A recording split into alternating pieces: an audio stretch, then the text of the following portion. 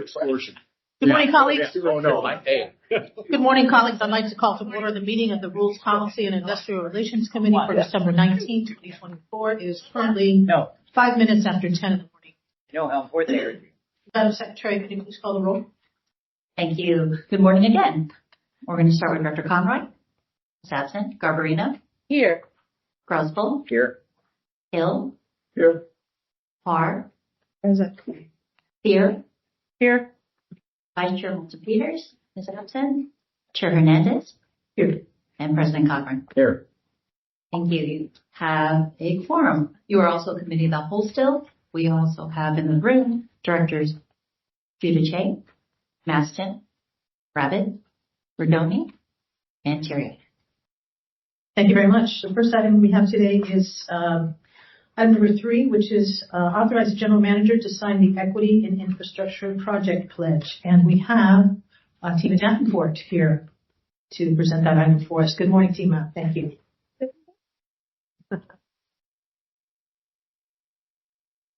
Yeah. Do you want to here? Thank you. Sorry, everyone.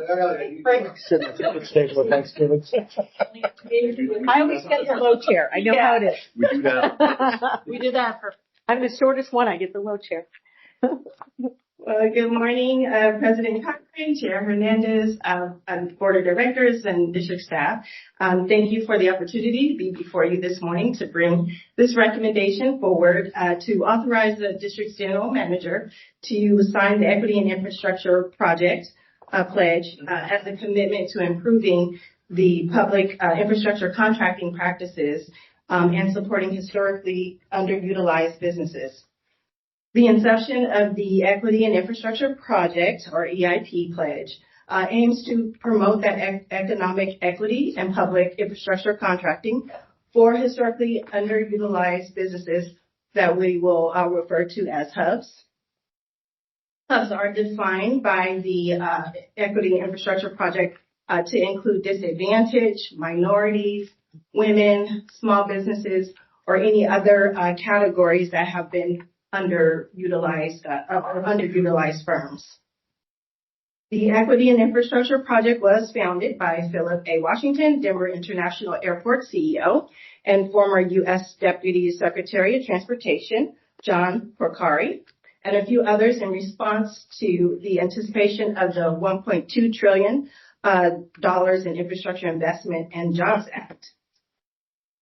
The mission of the pledge does not only seek public agencies and private sector firms to band together to reduce the racial wealth gap among hubs in public contracting, but it also promotes competition by increasing the number, size, and opportunities available to hubs, does ensure taxpayer savings from an increase in competition, maximizing the value in infrastructure investments, as well as sustaining long-term growth among hubs. And so by creating these firms to become prime contractors. So according to the EIP website, as of late last night, there are about 74 public and private organizations that are committed to this mission. There are specific goals to work towards by December 2025, and that does include, again, I mentioned, increase the number and size of the portion of contracting opportunities to hubs, boost the presence of hubs as prime contractors, joint ventures, or equity participants, streamlining contract administration with hubs to centralize certification, improve payment processes, and data collection transparency, as well as enhance financing options for hubs by collaborating with private and public sector partners and expanding the number of public agencies signing the EIP pledge. Signing this pledge is a commitment, is consistent with the district's current policies and practices through our diversity program for contracts. The benefits of signing this pledge really just reaffirms the district's position and commitments to equitable contracting practices and support for hubs through the district's race and gender neutral diversity programs, our partnership through the Business Outreach Committee, as well as other community-based organizations. There is no fiscal impact associated with this recommendation for you to take action, and thank you for your consideration. Thank you very much. Thank you.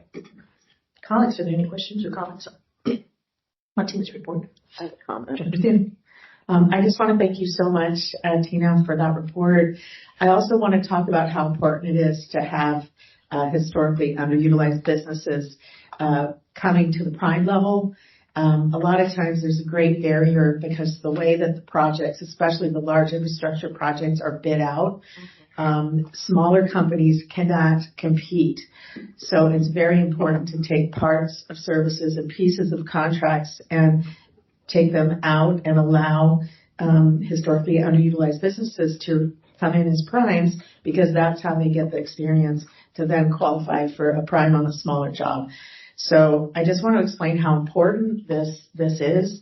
It may seem just like a pledge, but it's very important to small, women-owned, and disadvantaged business enterprises. So I want to thank you for bringing this, and I will be strongly supporting it. Awesome. Thank you for your support.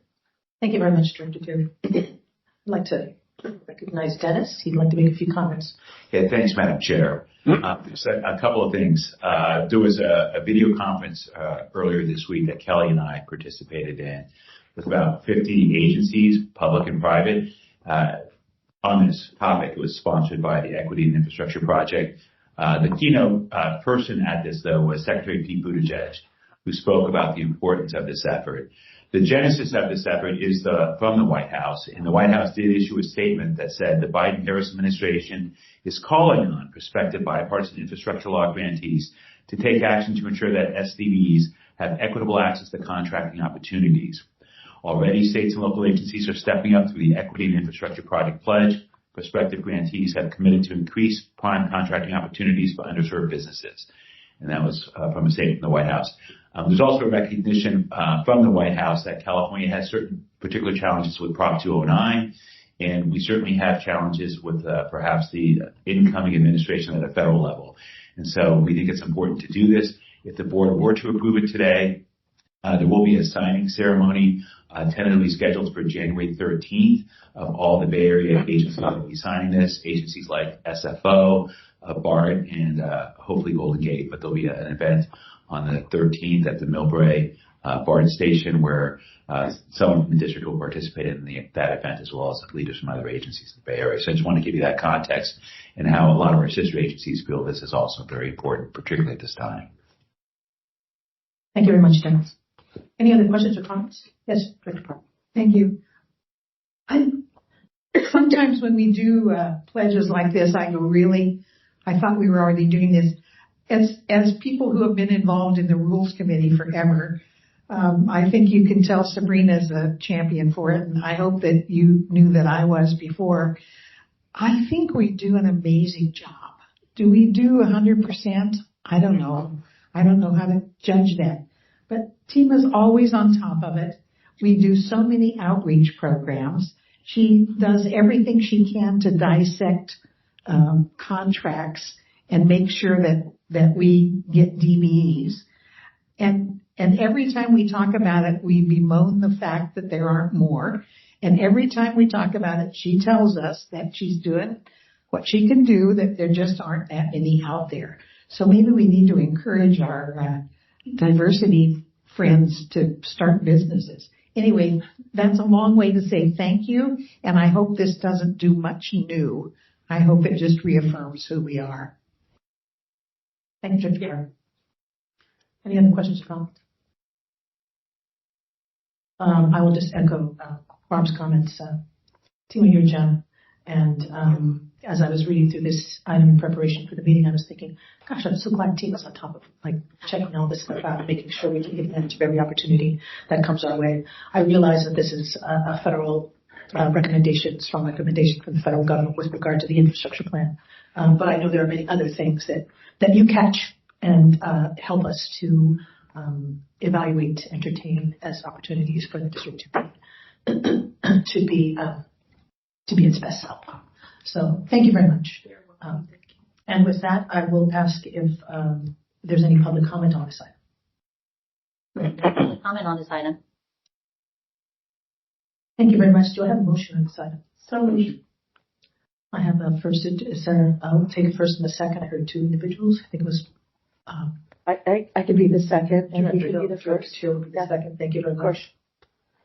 Let's take a voice vote on this. Contest.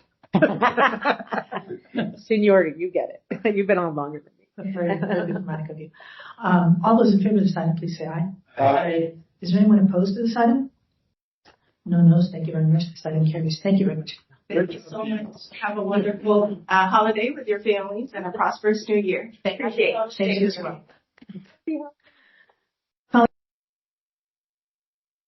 Relative to succession planning of the new CFO, auditor, controller. And this item is being brought to us by Joe Wire, our outgoing auditor controller. Thank you, Joe. Please go ahead. Chair. Thank you very much. It's appropriate in some ways. This is my last item. I don't know how many, quite a few. This is to replace Jennifer, who you just moved into the auditor controller position. She has a very unique position, and that's what I wanted to talk to you about. It's the combination of the budget and financial analysis work, which is what we hired her to do when we hired her 4 years ago, to do that. And then the district and the region grew these electronic revenue programs, and we put them into her shop, essentially, from the beginning. And so she's become a regional and national expert on electronic toll collection, electronic fare collection, and has been running that part of our operation also. Those of you who sit on the Officer Review Committee, I'm going to be boring you because I'm going to tell you exactly what I've been telling you for the last couple of years, that that when she retires, there's no way I can replace her.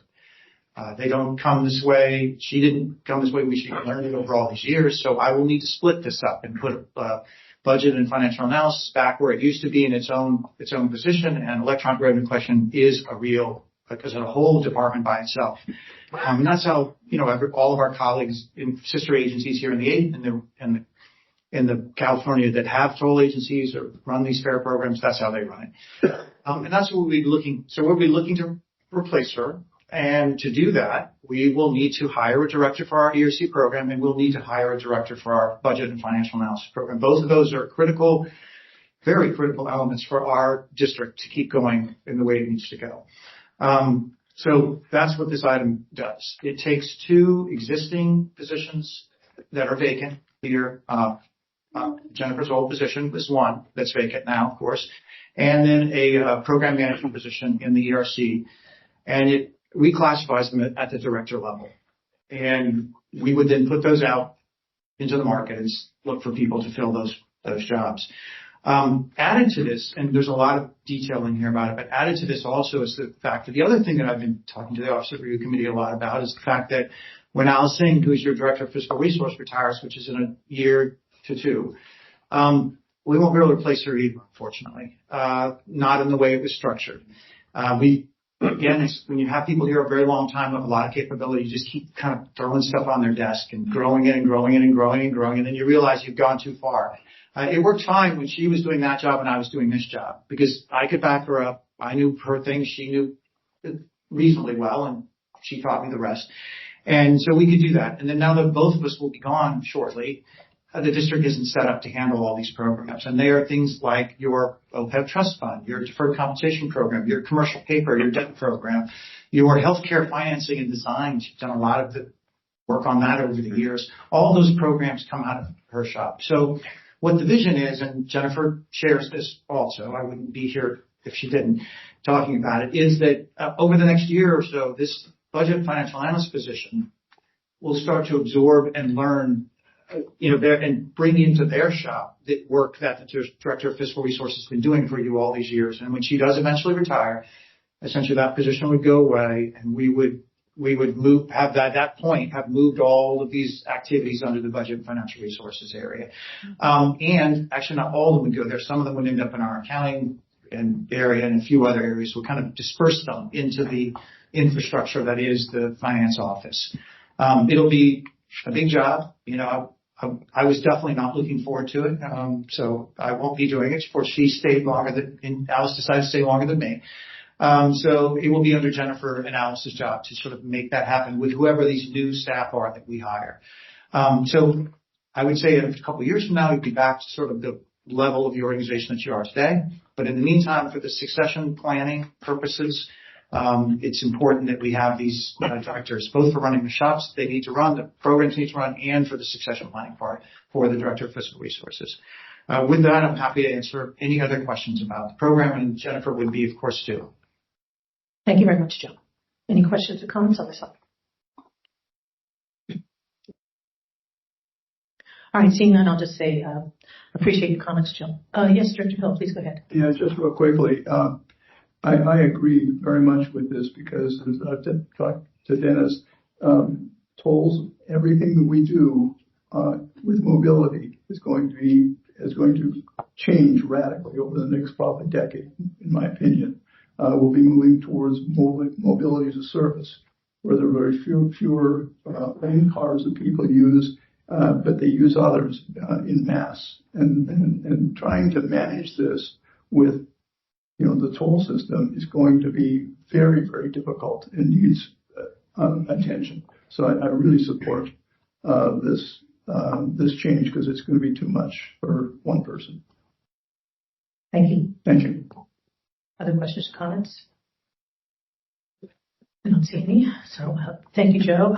The district is truly been in a fortunate position in that we've had such stellar folks managing so much. It's, your comment about folks just sort of rising to the occasion and being able to perform their job when more and more things are dropped on their desk has been true. You, certainly Jennifer, certainly Alice, and I'm sure many others who we don't get to see here at the end of the table, but I'm sure are in that position. So, yes, I suppose this is a big statement that this level of structure now is being considered. It will be voted on today, and it certainly says that the folks that have been doing all of these jobs are pretty amazing. We're very lucky. But this level of structure, I think, is important for us moving forward, as you've said. So, thank you very much. Let's have is there any public comment on this item, please, Madam Secretary? We have no public comment for this item. Thank you very much. May I have a motion on the item? So moved. Thank you. Is there a second? Second. The item's been moved and we have a second. Let's have a voice vote, please. All those in favor of this item, please say aye. Aye. Is there anyone opposed to this item? Hearing none, this item carries. Thank you very much.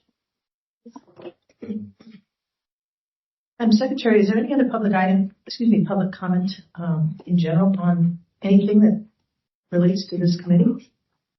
We have no speakers for the Rules Committee. Thank you very much. That concludes the official business of this committee. I'd like to entertain a motion to adjourn. Thank you. Second. There's a motion and a second. Yeah. Is anyone opposed to adjourning? Seeing none, this committee is adjourned. Thank you very much.